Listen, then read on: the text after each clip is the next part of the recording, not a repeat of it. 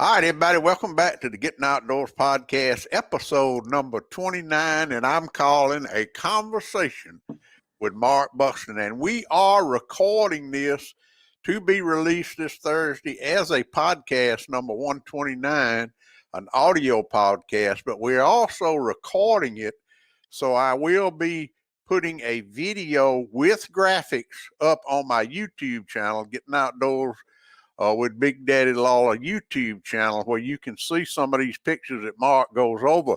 But if you're listening to the podcast, when we put a picture up, we'll kind of explain the pictures. But if you want to go look at the podcast, it will be up on the Gettin Outdoors YouTube channel. Mark, thanks again for taking the time to do this. I know you are a busy man. I know what your time is valuable, not only to you, but your clients. But this is just great information, and we really do appreciate you sharing it. What I want to do in this segment, now we talked about your 3 points of harvest data, history of your bucks, and the jobs that ain't sexy in the first podcast. I want to talk a little bit about native browse to start with. You put a post up the other day, and I know this is in your package with Southeast Wildlife Habitat for your clients, and I don't want to get too deep into it because I know they pay you well for all this information, but just how important is native browse versus these big proteins that people buy. I know some people that spend $1,000 a month putting protein feeders out. Propagating your native browse, will that eliminate that at all, or is it still a need for increasing your protein on your property? Well, I'll tell you this, social media is a great thing for getting information out there, but sometimes it can be misleading. Mm-hmm. And one thing we have been taught for about the last 30 years, since old Ray Scott developed the first clovers to be planted, ever since then, it's been a race to see who could develop the newest thing. Marketing. Yes. And we've forgotten, as I put on that post the other day, one of the best lessons I ever learned was to make deer act like deer. Don't make them act like cattle, make them act like deer. So we've kind of been taught over the years now that the only way you can produce big deer, big bucks, is if they're standing at a feeder eating, $500 a ton protein feed, or if they're standing in a field eating soybeans or clover. Now, a food plot system is a great management tool. So are feeders. We have feeders and their insurance policies for when we have a drought or those type things. But deer have evolved with native browse. What did deer survive on before Ray Scott invented whitetail clover back in the 80s? It was native browse. And that's why deer are considered browsers. So that's what they're programmed to do. And the biggest thing is there are a lot of plants in the woods that are high quality and high protein and just as good, if not better, than some of the plants you're putting in your food plots and a lot of the feed that you're putting in your feeder.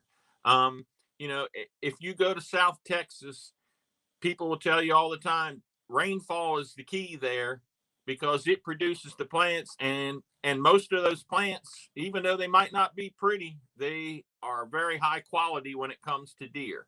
And it doesn't matter where you go, site specific again, it might be different plant communities, but there are species that are very high quality deer browse and produce a lot of high quality deer feed. And the problem is we have, through social media, misled hunters into believing that the only way you're going to grow a big buck is to have this feeder or to have this food plot. And it can be done. Some of our most successful properties right now in Alabama, where we're growing the best bucks, we do not put out feed during the summertime. And as I have taught those landowners, and now they have learned, why do I want him sitting there eating a 18% protein feed when I can be giving him better than that in my woods? And it's free. It doesn't cost me $500 a ton. I can be giving him something that's just as good, and I can produce it for free. So we have landowners who are growing some really good bucks every year, and our feeders are not even running or full of feed in the summertime. They're actually sitting there as an insurance policy in case we have a drought or something like that.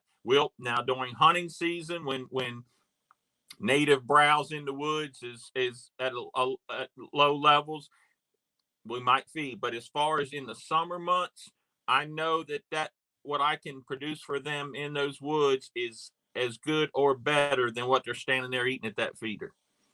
And also, I would say that would fall under the heading of one of those jobs that are not sexy, getting out there, identifying those native browse that have that high protein. That is a job that I don't want you to share your expertise, but you got to know what native browse is good for the deer.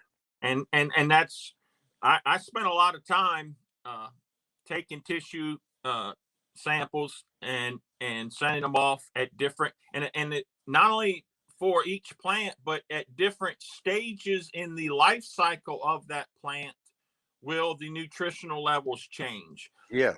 So I spent a lot of time and effort taking samples, sending them off, and having tissue samples done showing these different plants. I've got dozens of them, and the varying nutritional levels of them. And I show that to my clients. Picture's worth 1,000 words. And if I can walk out through the woods and start pulling things up and handing it to them and saying, all right, look here, this is the nutritional value of this plant. And it's pretty eye-opening, because most people just drive by that and don't think anymore. It's a weed. It's a weed. Well, it's actually a high-quality deer forage. So. All right, now tell me this, Mark. I've heard this all my life. A deer needs 16% protein. Everything they take their body, they actually poop out. They don't use more than 16%. Is that correct? Depends on the time of year. For a buck to maximize genetic potential in antler growth, he needs a sustained diet of 16 or little more percentage. That's during the antler growing cycle.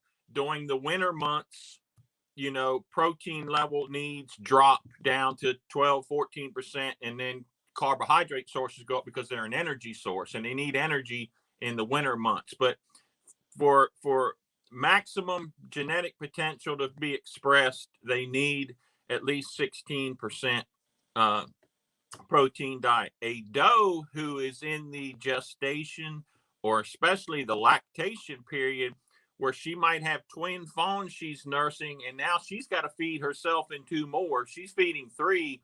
She can utilize up to as much as 20% protein.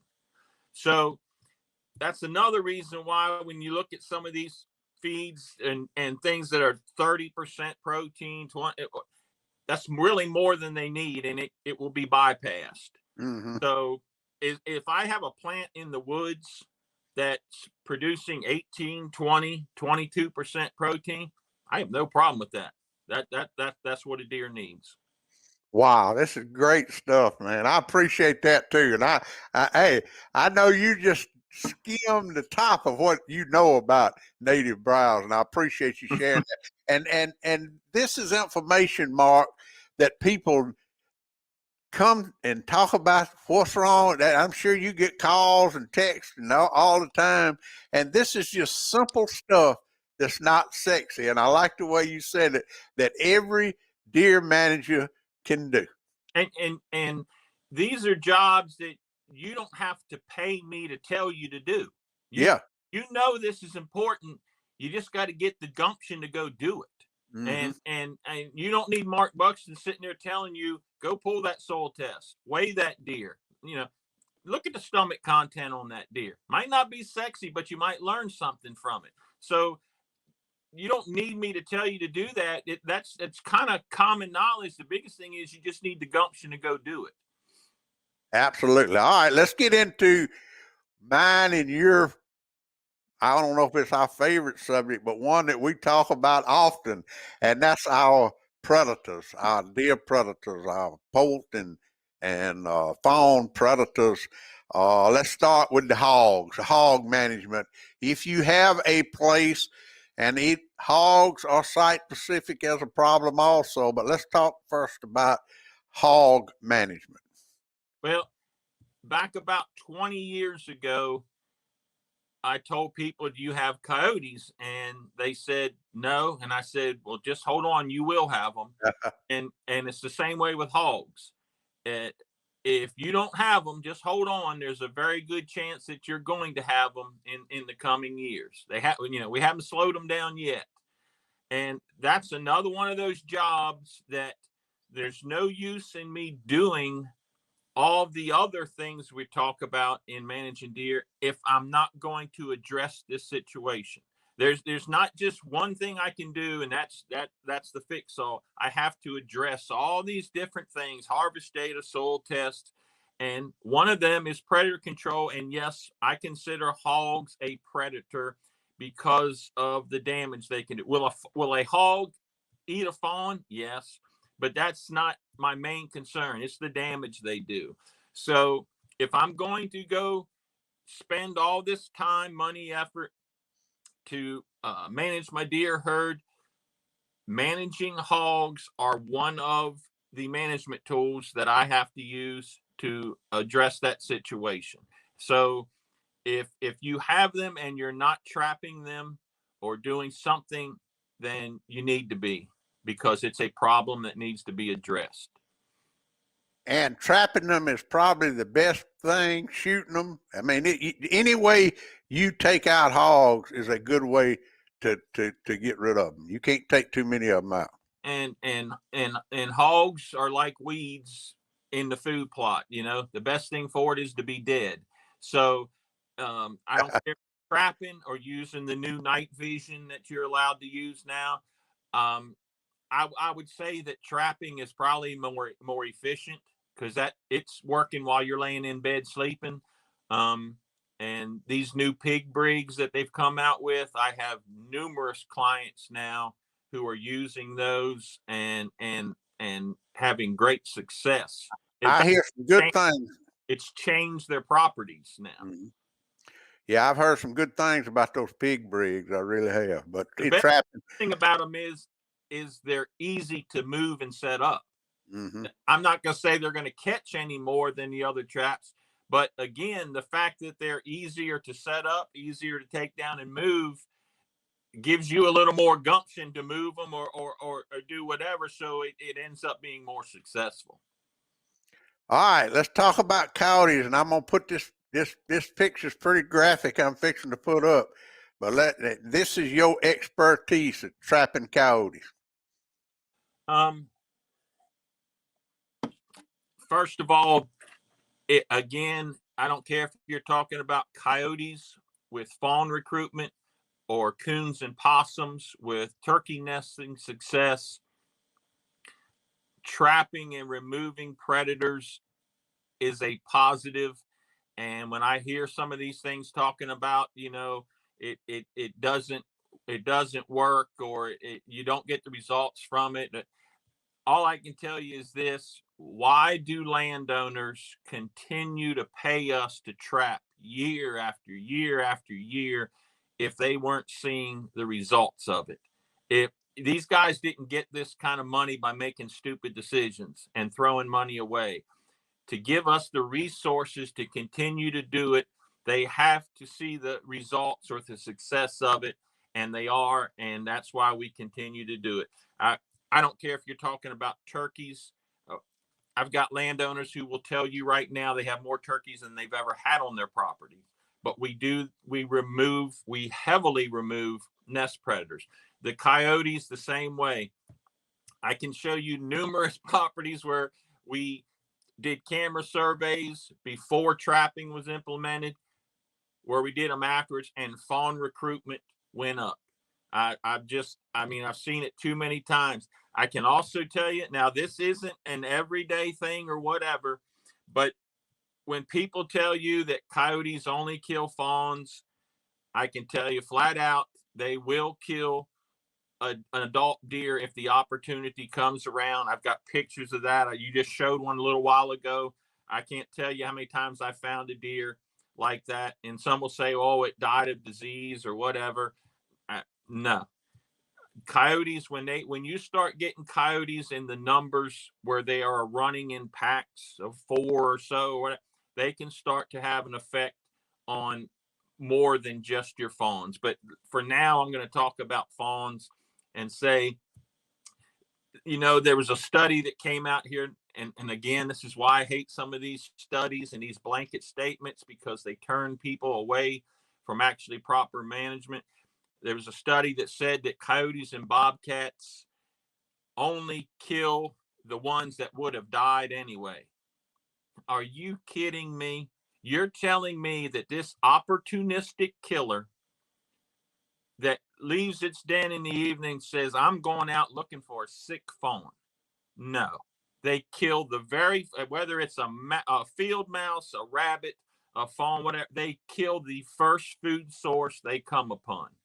So to think or to try and make people believe that bobcats and coyotes are only killing sick fawns or ones that would have died anyway, no. They are opportunistic killers. They don't look for sick, they look for a meal. And I can tell you right now, where we trap heavily, especially trapping just before and during fawning season, fawn recruitment goes up. So if these fawns would have died anyway, then why did fawn recruitment go up? If the coyotes and bobcats that we removed, if the fawns they would have killed were going to die anyway, then they would have died. So why, when we trap heavily, does fawn recruitment go up? Those fawns were supposed to have died, the ones the coyotes were eating. Why did fawn recruitment go up? So again, you got to be careful with what you listen to. I've got the data and the studies to show you that they do have an effect on fawn recruitment. All right, what is this picture? I see 1, 2, 3, 4, 5 coyotes on the back of your tailgate. You got an arrow pointing to that big one. Look at the size of that. The four next to him are average or adult coyotes. That one on the left, look at the size of that coyote. Mm-hmm. That's an Alabama coyote. Now, if you don't think, that coyote is pushing the size of a German Shepherd. And if you don't think that coyote can hamstring and a deer older than a fawn, then you don't know much about them. But when you start getting coyotes that big, they're more than just fawns become a meal source. That's a big old coyote landing. Is that the biggest one you've ever trapped? I've caught probably 3 that size. And again, the ones that are on the tailgate are big coyote. They're adult coyotes. That there is a giant. And I've probably caught 3 of them that are that big. Mm-hmm. In fact, I gave one to a landowner and he had it mounted. All right, let's go. Now, anything else about coyotes and bobcats?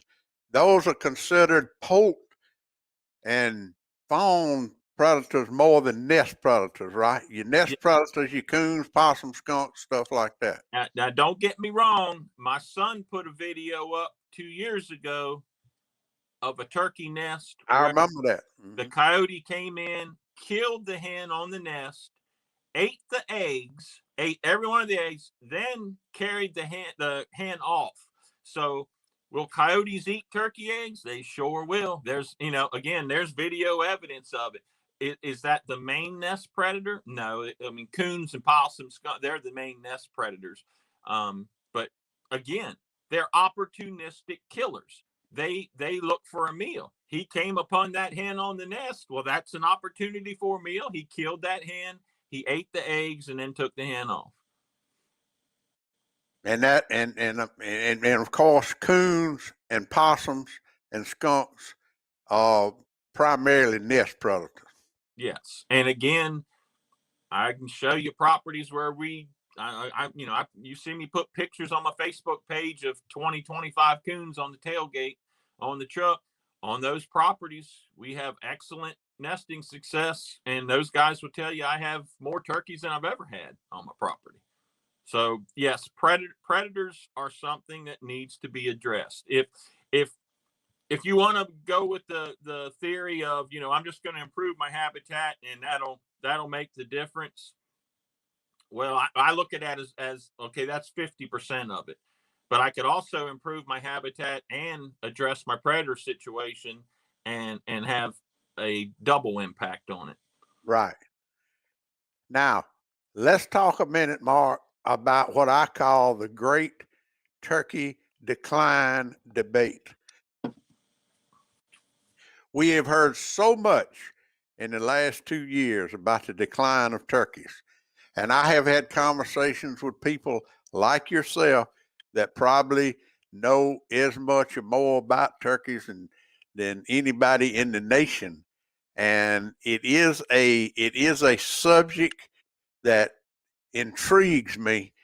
I'm not a turkey hunter. I'm not a turkey manager, but I listen to all this stuff. And one thing that I have noticed when everybody talks about the turkey decline in the Southeast is the hen to poult ratio. And every time I ask the question, how do they get that hen to poult ratio? It depends who I talk to is how they get that data. And I think, and this is just me, and I'm certainly no expert at anything, I think they need to revisit how they get that turkey to poult ratio. And I tell you why. I was talking to my brother this morning, and he brought up a very interesting point, and I want to share this with you. If you are looking for, I think the number is a hen to poult ratio is 3 poults per hen is the number that they come up with that you got a healthy herd. Anything below that is troubling to them. What if you've got a 10 hen to 1 gobbler ratio and all 10 of those hens has 1 poult? What does that say? Well, that again, site specific. If I have 1 to 3 hen to poult ratio or a 1 to 4, anything over 3 is good. Anything below 3 is concerning. Yes, but how do you get that data? Again, we talk about fawn recruitment. It's not the number of fawns that are born. It's the number of fawns that are recruited into the population, the ones that make it through the fawn stage and in the fall are still alive and are probably going to be there. We can count on that fawn. The same way with turkeys. Yeah, they're nesting in the spring and hatch out, and they might hatch out 12 poults, but a large percentage of those are going to die, whether from weather or predators. They're going to die. So we don't care how many hatch out. It's the ones that we're seeing in August and September,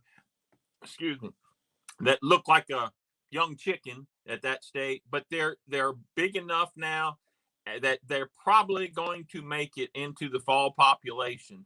So that's why we start doing the survey sometime in August, September.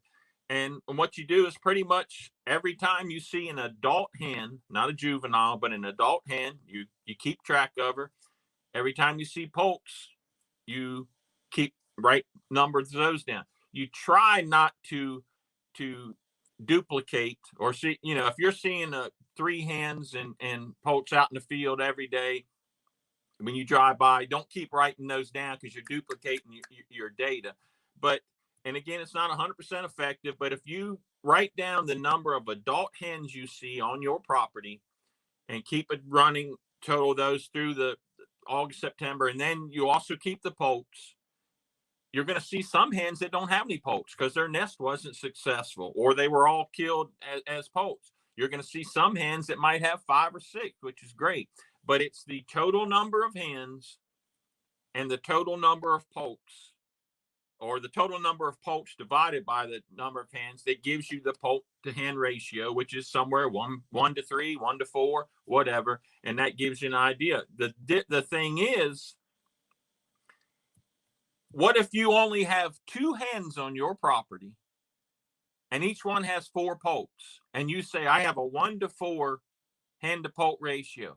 Yeah, that's good, but you only got 2 hens on your property. So, but what if you have 25 hens on your property and you have a 1 to 3 ratio? Your ratio is smaller than the guy next to you with 1 to 4, but you have 5 times as many hens. So you, even though your ratio is smaller than your neighbor, you really have more poult recruitment because you have more total hens. That's what I'm talking about. I mean, I don't, it confuses me. Well, again, nothing is 100% effective, and it's very, very site specific. So again, that gives you an idea of your poult to hen recruitment, but and that can be used to say, okay, we've had a good hatch, bad hatch, or whatever, and that is true. But it also depends on how many total turkeys or hens you have on your property to begin with, as to how many more turkeys you have coming in to the fall population. And it goes right back to site specific. That it goes right back to that. Like I said, your neighbor could have 4 poults for every hen, and you have 2.5 or 3 poults for every hen, but you actually have better recruitment because you have a lot more hens on your property than he does. Wow. Good stuff. Mark Buxton, Southeastern Wildlife Habitat. Mark, I know you're busy. You're not taking any more clients now, are you? You full up? I mean, talk about your business. I have a waiting list, and if I have a lot of long-term clients. I mean, I've got some I've been working with in Alabama for 12 years, and they always get first choice on the dates and all that. But I mean, I've always got a cancellation here and there. I mean, a funeral's going to come up, or especially with this COVID deal, someone's going to be sick, and I have a waiting list of people that, when I get an opening, I'll take on a new client. But I have a lot of long-term clients. You really do. And I tell you, your Facebook page, you got over 10,000 followers on your Facebook page. It's Mark Buxton, Southeastern Wildlife Habitat. I'll put it in the link of this podcast. You probably already followed him. And Mark, you have to walk a fine line with your clients on what you put on your Facebook page and what you do for your clients, because you put a lot of information on that Facebook page that people really do appreciate. Well, first of all, I tell people, if that's what I'm giving away for free, just think what my clients get. Yeah. And that's why they're growing 150, 160, 170 inch deer, on a regular basis. So they get that. But one thing else is, I'm a very blessed man in that I live my dream every day, and I get paid to grow deer. Now, I spend a lot of hours and I work awful hard, but I'm living my dream, and I'm getting to do that because of the white-tailed deer. And if I leave this world tomorrow, I want to know that I've done something to help them. So, yeah, I want to give out some information to help people better manage their property, even though they'll never put a paycheck in my pocket. But I'm doing it for the deer, because the deer have given me a very blessed life where I'm living my dream. Well, you're a hard-working man. I guarantee you. I keep up with you. We talk pretty regular, and I appreciate everything you have done for me in the 10 or 15 years we've been knowing each other. You have opened my eyes to a lot of things, my friend. Well, but you're one of those people who has an open mind. I put the picture on my Facebook page of an apple that looked beautiful, but when you turned it around the other way, it had a big old bite out of it. If a lot of us get hung up on something because we've been doing it for 40 years that way, and we'll not open our mind and say, hey, there's a better way to do this. And I know when I step on a piece of property with a client right away, if he's got an open mind or not, how hard of a time I'm going to have convincing him to do these things. And that, you know, wildlife management, especially deer management, is an ever-changing science. And it's changing because we learn more. That's what we just talked about for the past hour, was gaining data and using that data. So it's ever-changing science, and you need to have that open mind to where you can look at something and say, yeah, I've been doing it this way for 30 years, but I've been doing it wrong. And this data proves I'm doing it wrong. This is what's right and working. Okay, I'm going to change. And that open mind is what makes the difference between a average property and a great property. Absolutely. Mark, thank you for your time. I know you could have done a million things this hour we've been talking, but I do appreciate you taking the time to do this.